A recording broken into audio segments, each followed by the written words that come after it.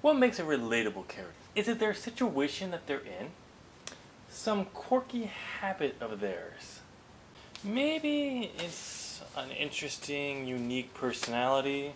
Oh, don't need this anymore. Well, find out, because today I'm giving you my 5 tips on how to create relatable characters.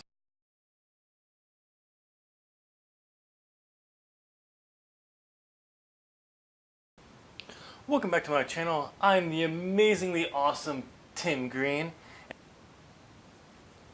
Oh, sorry, my appearance isn't the best. Better change that. That's better. Whew, man, jeez. Like I was saying, I am the awesome Tim Green. I write in the pen name T Green, and I am the future savior and supreme overlord of the world. This is the spot where I talk about the voices and all that, but I really can't say that. They've been quiet since that vow of silence a few weeks ago. They've actually been really quiet. They've actually been following through. Please come back. I miss you. Today we're talking about relatable characters. Now, some common questions with this is, do all my characters need to be relatable? The simple answer is, not really. It's generally recommended that you have one character or a few characters that are relatable in some way, and that's generally your protagonist, but you don't have to. There are tons of characters out there that readers do not relate to in any way, but still find a drive to care and cheer them on and want to see them change or accomplish their goal. So it's not necessarily you have to, it's just more of a recommendation because it helps readers get into the character quicker. But anyway, today my 5 tips will help you make sure your characters do have some relatability so the reader can latch on and cheer for those characters. The side note is that I do want to talk about is some people say you do have to have all your characters be relatable. I think that advice comes from the idea that you do want all your characters to be understood and basically their motives being understood for why they're doing things. As the old quote goes, there's no such thing as good or evil, it's just a point of view. To your villain, the hero is the villain or a roadblock to their plans, whereas the hero sees the villain as the villain, obviously. So, but you do want those characters to be understood and why they're doing what they're doing, not just, I'm evil! No one wakes up and say, I'm going to rule the world today. Well, besides me. I'm obviously going to do that. You can question me all you want, but when you're... Where was I going with this? Oh yeah, characters. That's right. Anyway, before I get into my 5 tips, I just want to let you know, be sure to stay all the way to the end of the video to understand why my disheveled look. Tip number 1, give him flaws. Let's be honest, nobody's perfect. Well, except me, obviously. Anyway, that means characters aren't perfect. If you think your characters are perfect, then well, there you go. Mary Sue. If you don't know what I'm talking about, look it up. If nobody's perfect, your characters should be perfect. They should have flaws, issues, something that causes problems for them. And here's the thing, whatever their character arc for the story is, probably should involve that flaw. Now, if you're doing a series, having multiple flaws, it can work, but in a standalone, your best bet is to maybe hint at some other flaws, but you really hammer home the one that you're focusing on. Again, the whole point is we want to be relatable. If you have someone who is clearly perfect, they are not relatable. We want people who are relatable, and having that Mary Sue type character just doesn't work. And like, whoa. And honestly, perfect people who pretend to be perfect really kind of come off as holier than thou, better than everyone, and it just doesn't go over well. So just remember, so giving them a flaw will help, and thinking they're perfect can be their flaw. Tip number 2, failure is key. Failure is important to a story. Why? Because you don't always succeed on the first try. Sometimes you don't succeed on the 5th try. And more importantly, you don't always succeed on the 3rd try. I'm sorry, I'm sick and tired of the thing of threes rearing its ugly head in there. And I think a lot of authors are doing it too. That's why you'll see they'll try some. The point is, no one is perfect, as we already talked about, and failure happens all the time. So putting that in your story and having your characters make choices that fail helps characters go like, oh, okay. Also, it can be more engaging for the story as well. A great example of this in cinema is from Avengers Infinity War. Warning, there is spoilers, so you have not seen this movie yet. Well, too bad, I'm about to spoil it. If you don't want it, when Tony Stark, Spider-Man, Star-Lord, and Doctor Strange are all fighting Thanos on the planet.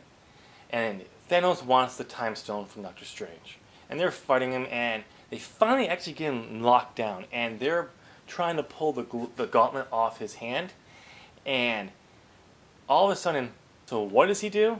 He tells Star-Lord that he killed Gamora, the person he cares about, that she's dead.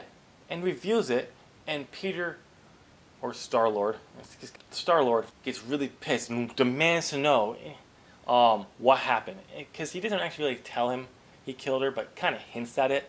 And he starts to get pissed. And he does something stupid that allows for Thanos to get free and put the gauntlet back on, and it causes problems.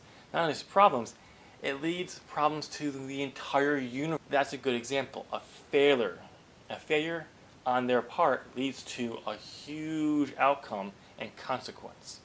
Let's move on to number 3. Give them someone to care about. Got it.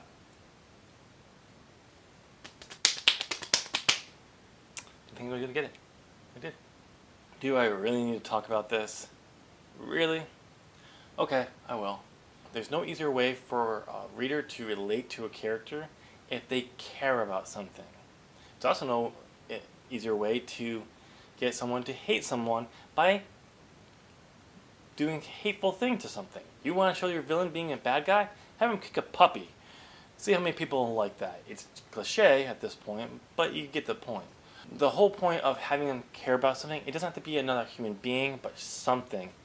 Helps the reader to, like, okay, I care about something else. Maybe not the same kind of thing, but I do care about something deeply, and I can relate to this character for doing that.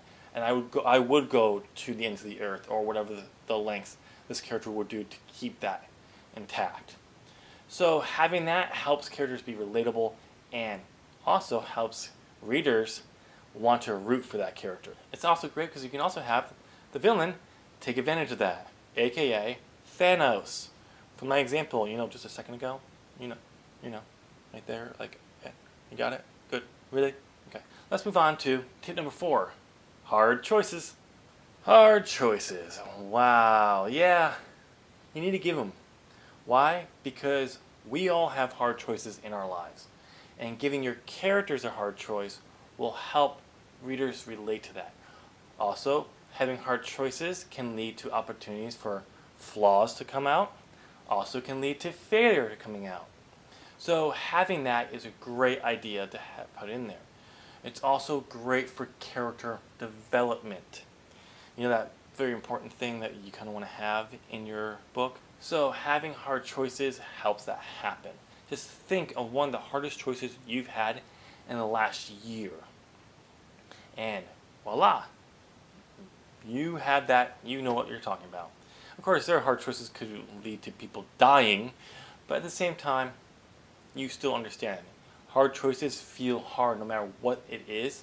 And tip number 5, what do they want? Really, what do they want? Answer the question. I said answer the goddamn question. Okay, I want you to just close your eyes. I want you to think something that you want really, really bad right now. Okay? You think of it? You got it? Great. Now say it out loud. I want food. I'm hungry. I'm starving right now. But I gotta record this video, so I'll get that later. But anyway, you can see, it kind of makes a point, but it doesn't. But maybe I'll just scratch this. This is a stupid idea. Anyway, characters want something. Now, before I go into any more detail, I want to say this was one of the hardest things for me to understand when I started writing. And the reason for that was what does the character want? I always said, well, to beat the bad guy. Duh. That's what he wants, or that's what she wants. Because I was always thinking plot. I'm a plotter, I'm an outliner, so obviously that.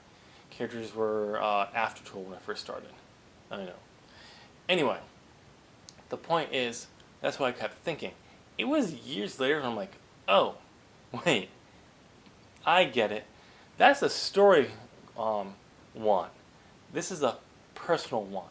So when I say what does a character want, is what the character wants to achieve before all hell breaks loose. Get it? So here's an example of that. What if you had a guy who was desperately wanting to go up and ask a girl out that he likes? Not just only likes, but knows likes him back, but is so shy he just can't do it. And then at the end of the story, after all this shit goes down, he is able to walk up there with no question and ask her out. There you go. He's achieved what he wanted. So let's get some examples from the actual books, novels, and movies. Thanos from Infinity War, he wants to wipe out half the universe because of what happened on his planet with overpopulation. I need water, people. Much better. In the Fifth Wave, Cassie wants to go and save her brother from the military group that took him and to safety, but then left her and her father behind to be slaughtered because they're the villains. Oops, spoiler. In The Darkest Minds, Chubbs, Liam, both want to go and find Jack, a friend of theirs from the camps that died, and give his dad his letter that he wrote to him. Chubbs wants to get home to his parents. Liam, specifically, like Chubbs, wants to go back and free the camps. Ruby, she wants to get to her grandma's house because her parents don't remember who she is. Percy Jackson, Grover Underhill, he wants to find the god Pan, who's the god of wild things. These are all great motives and desires and wants that the characters want. It helps us to go like, okay, I'm behind that. And that want can be something that is achieved at the end of the book, or could be continuing on throughout a series. A good example of this is Naruto. His goal and want and desire is to be a Hokage of the Hidden Leaf Village, and everything he does is to go for that. So having wants helps characters feel real and also helps the reader attach to them. Okay, now let's go for the exercise. So what is an exercise? What could I possibly do for this? It's simple, and it has a word in there that people don't like. If you want to learn how to do this and make your character more relatable, do a character study. I know, I said the word study. But if you want to learn how this works, if you want your characters to be better overall, doing character studies of really good characters like Harry Potter, Darkest Minds, I would say Percy Jackson, but I wouldn't necessarily agree with that. But anyway, you get to that point of what I'm saying. Pick a character you enjoy, you like from your favorite book, and do a character study on them. More specifically, take the 5 tips here and see if you can answer the questions for that character. If you want to go into more detail character study, Google how to do a character study. Just kidding. I've already done it for you. Link's down below to a few sites. But anyway, that's the best way to go doing it. You'll actually see how these characters have their desires, what they want, their flaws are. And if you really want to see how those flaws interact, just go read the books and see how they cause problems. Stuff like that. Okay, that's all I got for you today. Be sure to comment down below on what your thoughts of my tips were. Please share your tips for making relatable characters, and let's have a fun conversation. Like I said, that's all I have for you today. Be sure to give me a thumbs up if you made it to the end of the video. If you want to know more about writing, my buddy Adam Daly and I do a podcast called The Writer's Mindscape, where we are world building a brand new world live, so you can see how we take our tips we give to you and apply them. If you want to know when I post new videos, which is Tuesdays, but if you want to know when they go up live, you gotta subscribe and hit that bell, or you won't know when they go live instantly. Be sure to check me out on Instagram. I'm posting the videos to my writing trip to Pittsfield, Mass. A big scene takes there in book 1. You can also go to Instagram to check those out. Speaking of social media, you can go to find me on. It's going to be right here. I got that right. Good me. And find those there. I'm also going to be taking another writer's trip soon, and I'll be posting videos that I do there as well. Other than that, I hope you all have a good writing week, and come back to check me out next week. Bye.